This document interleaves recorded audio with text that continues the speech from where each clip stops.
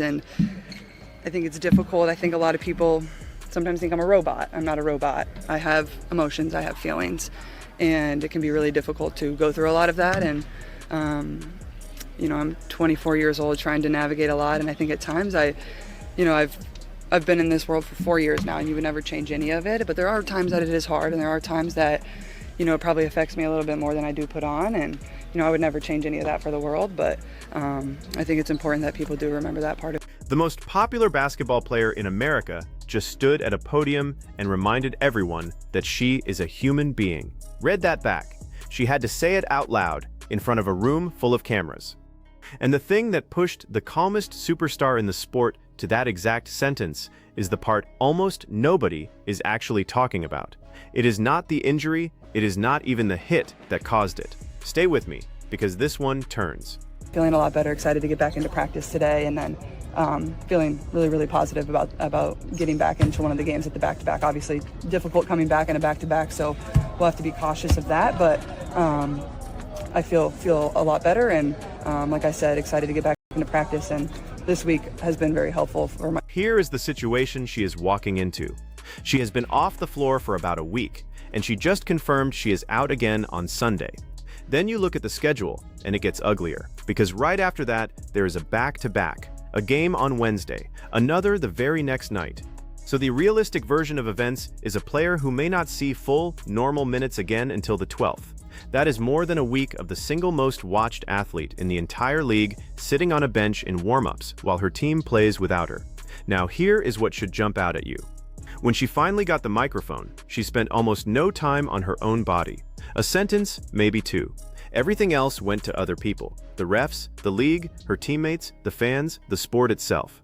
That is a very specific choice, and by the end of this video, you are going to understand exactly what it is costing her, and the one moment where the polished version of Caitlin Clark cracks just enough to show you what is really going on. I know what you guys are going to ask, and I did think it was a flagrant foul, and our reffing just needs to be better, and it's tough. Obviously, the refs are in a really difficult spot. It's one of the hardest jobs in the world, in my opinion, is to make calls. All you do is get yelled at the whole time by everybody. You're never winning. So I think for us, as the league's just got to do better, protecting our players in that regard. I don't really think that it was up for debate. Obviously, it wasn't called in real time. You go back and watch the clip. I think it's pretty straightforward. Watch where she goes first. Not the injury, the officiating. She says plainly that the hit on her was a flagrant, and that the refereeing simply has to be better. But now watch what she refuses to do. She does not name the player. She does not attack a single opponent. She points the whole thing at the league office, and then she does something almost no injured star would ever do. She turns around and starts defending the referees. One of the hardest jobs in the world, she calls it. She says she feels for them. Let that sink in.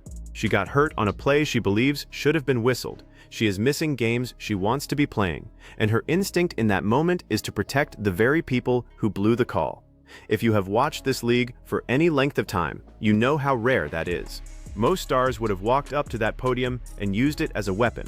They would have named the player, called out the crew, demanded a fine or a suspension, and let the outrage machine do the rest. She did the opposite. She took a situation that was handed to her as a grievance and turned it into a plea for fairness, for everybody except herself. It is genuinely admirable. It is also, and I will keep saying this, the exact behavior that keeps landing her in trouble. It's kind of been a discussion for 3 years now, and I think we really need to do a better job protecting the people in this league. And, obviously I've been involved in a few of those plays, but there's been plenty others across the league that, haven't got called, go back in post-game or whatever it is. Teams can make clips, nothing really changes. So I think overall the league just has to do better, and we have to invest in those areas. The technology can get better. We can treat the referees a little bit better, pay them like they're full-time employees. And this is the moment it stops being about one play on one night. She says it was not up for debate, that it was not called in real time, and then she drops the number that matters. This has been a conversation for 3 years. 3 years. Rewind on that. This is not a rookie whining about one bad whistle in one game. This is the most valuable draw the sport has ever produced, telling you, on the record, that players in this league are not being protected, and that it keeps happening with no fix in sight. She lays out the whole broken cycle herself. A hard hit happens. Teams cut the clips afterward. The internet argues about it for a day or two, and then nothing changes. No new technology, no better training, no accountability, just the next hit and the next argument. What gets me is how calm she is while describing something that should genuinely alarm the people who run this business. There is a version of this press conference where she is furious, and honestly, she would have every right to be. Instead, she is measured, almost gentle, and somehow that makes it land harder.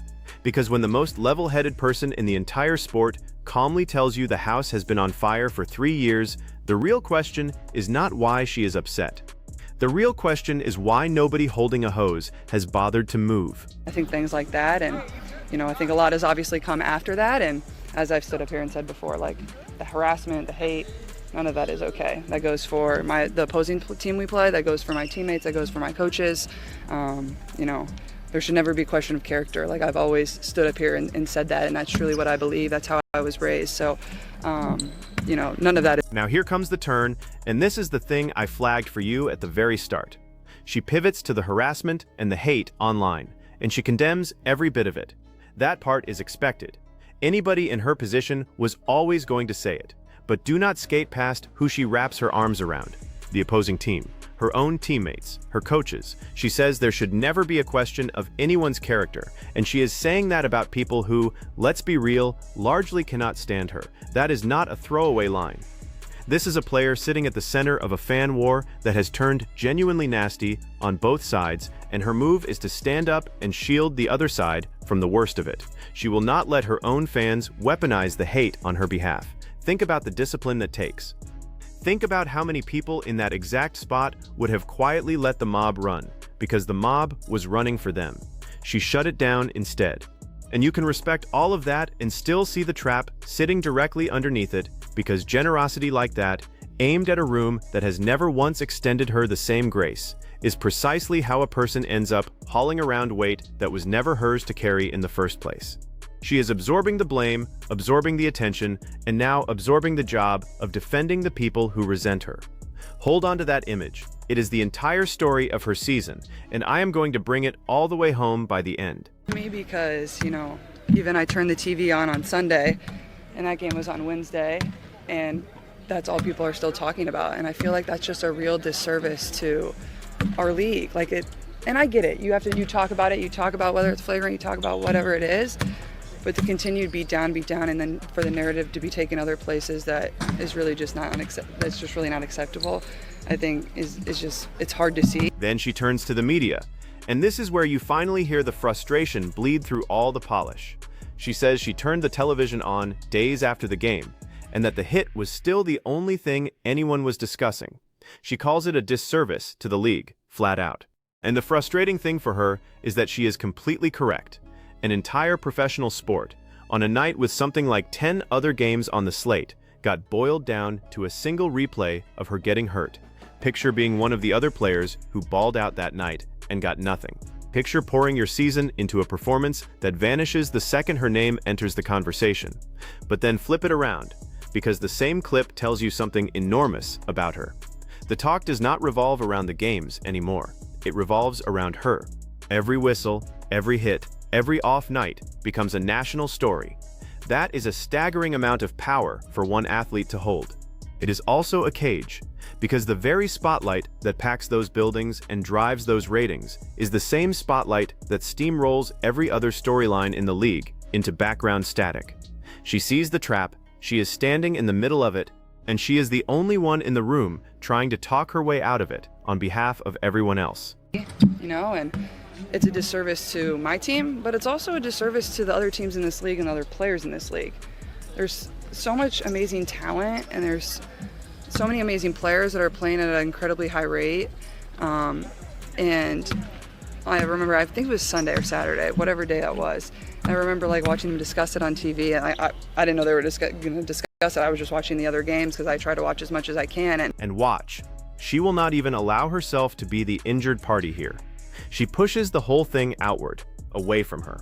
She talks about the amazing talent across the league, the players performing at an elite level night after night, and how the narrative keeps getting yanked somewhere it has no business going. Sit with the absurdity of that for a second. This is a woman who was physically hurt on the court, standing at a microphone. And the thing she is worried about is that the coverage might be unfair to other teams. There is a name for that instinct, and it is not softness and it is not weakness. It is a rare kind of professional selflessness that you almost never see from a face of the league type. But it is also, and this is the uncomfortable part, the exact instinct that a certain kind of organization will quietly exploit for as long as it possibly can. Because it costs the people in charge absolutely nothing when their biggest star keeps taking the hits, keeps eating the criticism, and then keeps apologizing for the attention that she never asked for and cannot control. Every time she deflects the spotlight, she is doing free labor for a league that has been more than happy to point that spotlight at her whenever it needs a headline. She is protecting an institution that has not, so far, done a lot to protect her. I honestly felt bad for the players that were playing in the games those days, and also I felt bad for my teammates. They played on Friday, and they dominated, and they played really well, and nobody wanted to talk about that. They were just worried about everything else. So, and there had been, I think 10 plus other games that had already happened to that point. So, I think it's all of our jobs to help refocus the narratives a lot of the times, and we can do better at that. And I think it'll help our game grow a lot more. This next clip is the one that genuinely got to me. She says she feels bad for her teammates, that they played on Friday, that they dominated, that they played really well, and that nobody wanted to talk about a bit of it because everybody was too busy arguing about her. So what does she do with her own press conference, the one every reporter in the building showed up for specifically because of her? She tries to hand the credit back to the people around her. And then she says the quiet part out loud, that it is on all of them to refocus the narrative, and that doing it would help the game grow. On paper, that is a franchise player sentence. That is exactly the kind of leadership you dream about from your best player. Here is where I get stuck. She keeps volunteering to carry the responsibility for fixing a culture she did not create and did not break, inside a league that has spent 2 full years pointing every available camera directly at her and then acting shocked when the cameras keep following her around. In one press conference, from a podium, while she is injured, she is doing the job of the marketing department, the officiating department, and the front office all at once. And she is doing every bit of it without a single trace of bitterness in her voice. At some point, that stops reading as pure admirable leadership and starts reading as a genuine warning sign, because nobody, no matter how gifted, can carry an entire league on their back forever without something eventually giving out. And she is already dealing with a body that keeps giving out. And I remember seeing a headline is and I don't remember who wrote this, and I try to stay away from social media as much as I can, but sometimes it can be hard. I need to be aware of certain things, and obviously my team makes me aware of certain things, and it was the headline read this season has been everything but fun, and they're just full of frustration for Clark and the Fever. And I'm like, no one ever asked me that. Nobody ever asked me that. That's wrong. Discuss my play. Discuss if I played bad. Discuss if I played good. Discuss our play. And then, for one honest second, the real feeling finally slips out. She brings up a headline, one that framed her whole season as everything but fun, nothing but frustration for her and the team. And you can actually hear it land on her. She says nobody ever asked her about that. Nobody checked in. They simply wrote the story and moved on. And then she asks for something so simple, it is almost painful. Discuss my play. Talk about whether I was good or bad on the floor. Just cover the basketball I actually play. Sit with how strange and how sad that is. The single most talked about athlete in the country is standing at a podium, quietly asking to be talked about for the sport itself, instead of the soap opera that has been constructed around her. Remember, this was supposed to be the season she took the whole thing over. Instead, it has been injuries, one controversy after another, a head coach who had his own heated blow-up with the media just 2 days before this, and an internet that treats every single thing she does like a national referendum. And through the entire mess, her prescription never changes. More positivity, more joy, more smiling. She keeps insisting that is the fix. And maybe on some level, she is right that the game deserves better energy. But there is a version of being that relentlessly positive that quietly hands everyone around her a pass they have not come close to earning, the officials, the league office, the loudest critics, and asks nothing of any of them in return. Things like that, but I think just focusing on the joy and the amazing parts of this game, like I said, I think it's sometimes a disservice to not only our team but to everybody else. And you know, let's get back to a lot more smiling and positivity. I think our world could use a lot of that. And then moving on, I know everybody's going to ask about my health. I will be out Sunday, but I'm feeling a lot better, excited to get back into practice today, and then feeling really, really positive about Here is the reality she is standing against, whether she likes it or not. She wants everyone to get back to joy and positivity, and she even says the world could use a lot more of it. Hard to argue with the sentiment, but the machine she is up against does not run on joy. It runs on clicks. It runs on argument, on outrage, on the replay that gets shared 10,000 times. That is not a women's basketball problem. That is a modern fame problem, and she is now famous enough to be fully inside it. The comparison the smart people keep reaching for is LeBron, and it fits. When you become the sun that an entire sport orbits, every move you make generates heat, and the internet is going to click on that heat every single time, no matter how many times you politely ask it to focus on the box score. It is not going away. It went exactly like this for LeBron, and it is going to keep going like this for her. And that is precisely why so many of her own fans are, right now, begging her to do the one thing she keeps refusing to do: turn around and name the people who have made her life harder. Point the finger. Fight back. Her supporters are out there swinging on her behalf, and her message does not match theirs at all, and you can feel the gap widening. They want a fighter. She keeps giving them a diplomat. Maybe that changes with age and a few more years of scar tissue. Maybe it never changes, and she stays the person who takes the high road while everyone else takes shots. Either way, she is choosing a much harder path than she needs to, and she is choosing it while hurt, while carrying the whole league, and while the people she is protecting have given her almost nothing back. here in this arena every time we play. And the amount of people that are passionate and love the game and respect the other team, and the young girls and the young boys that show up, like, we can't lose sight of that. And that's whether we're here at home and whether that's we're on the road. And you know, there's a lot of really, really great people that, you know, love this league and love our organization. And you know, I'm thankful to be here in an organization that has my back and will always stand up for me. And you know, I think we can't ever. And this is where it all ties together, so do not check out on me now. Listen to how she talks about the building itself, the arena packed to the rafters every single night she plays, the young girls and the young boys who show up wearing her jersey, the people who genuinely love the game. She is telling you, without ever saying it directly, exactly why she is sitting on leverage that she flatly refuses to use. Those seats are full because of her. The television numbers spike because of her.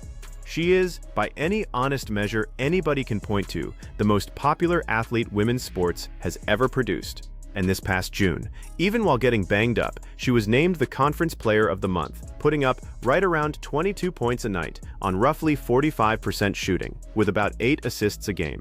That is not a passenger being carried by the league. That is the engine the entire league is being carried by. So here is the take I have been building toward this whole time. Caitlin Clark is the single most unselfish superstar in what has quietly become a petty, jealous, and often small-minded business, and her personality could not be more opposite to the room she walks into every day. That contrast is exactly why so many people love her. It is also exactly why she keeps getting caught in the crossfire. What she needs is not more grace for the people who resent her. What she needs is a voice in her corner that will actually fight for her the way the biggest names in men's sports get fought for.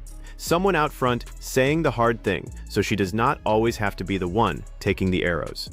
And she needs to learn to aim the anger at the right people, because the fans who have her back are pleading with her to name names, and she just will not do it. Not yet. So let me put it to you straight, and I want a real answer.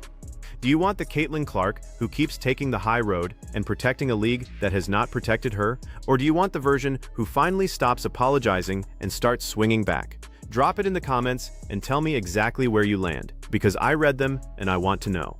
And if you want the no-holds-barred truth on this stuff, week in and week out, smash that subscribe button and hit that like so this gets pushed to more people who actually watch these games.